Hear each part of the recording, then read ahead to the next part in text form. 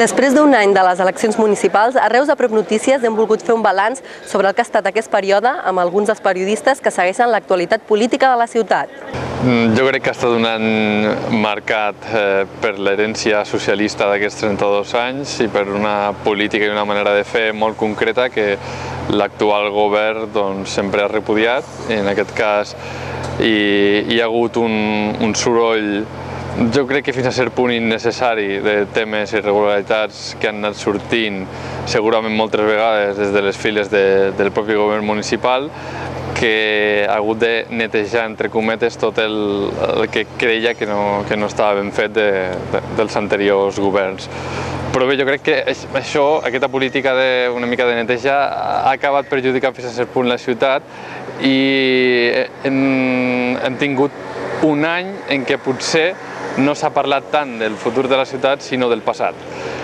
I a partir d'ara crec que amb l'aprovació dels pressupostos això hauria de canviar i, a més, l'actual govern haurà de fer front a temes feixucs i molt grans que també és una herència del govern socialista, sobretot el tema de Metro Bacesa i de Tecnoparc, que marcaran una miqueta la política econòmica a partir d'ara, perquè hi ha un gran endeutament a causa de les grans obres fetes durant aquests anys.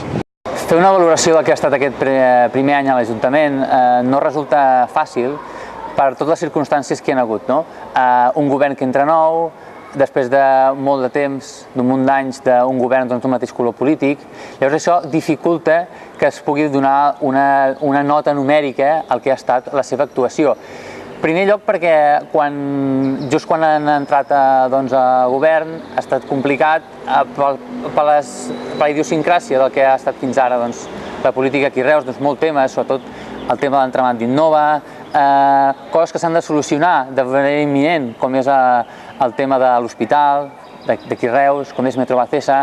Llavors, podríem dir que el que ha estat la primera part de mandat era normal que l'equip de govern se situés, analitzés la situació i a partir d'aquí començar a treballar. Sí que potser en aquesta segona part de l'any, aquests 6 mesos darrers, sí que potser la voluntat del canvi s'hauria de potser haver visualitzat una miqueta més, en el sentit que, per exemple, amb el tema de la funerària hi ha hagut algunes divergències en si sempre ha quedat clar que es privatitzaria, però si al final es vendria, si al final s'optaria per una cessió, són temes aquests que cal treballar. I jo crec que la valoració interessant i profunda s'haurà de fer a partir d'ara. Jo crec que ara, en aquests moments els que estem ara, toca afrontar una sèrie de temes molt importants.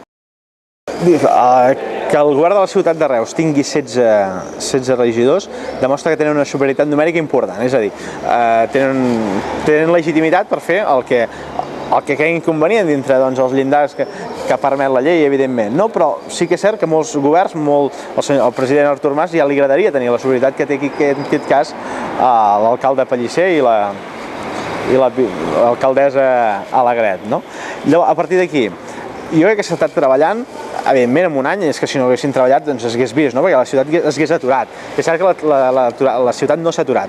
Hi ha temes importants que potser no s'han acabat de desencallar.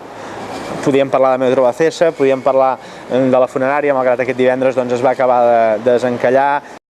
Crec que s'han fet coses, però que també ha faltat una certa comunicació de l'equip de govern cap al carrer per explicar què s'estava fent. És cert que han explicat molt aquests bancs que estem aquí a les peixateries velles, quan es van posar, s'han posat aquests bancs, s'ha fet el no sé què allà, s'ha fet el no sé aquí, però les línies grans jo crec que no s'han explicat. I n'hi ha d'haver. Segur que n'hi ha, segur que el senyor Pellicer, quan aconsegueixi sanejar els comptes de l'Ajuntament, té un projecte de ciutat o sap què vol fer, però no crec que s'hagi acabat d'explicar des del Gabinet de Comunicació i, per conseqüència, des de l'alcaldia el que es va fer amb la ciutat. Així ho veuen alguns dels periodistes que segueixen l'actualitat política de la ciutat. Fins la propera!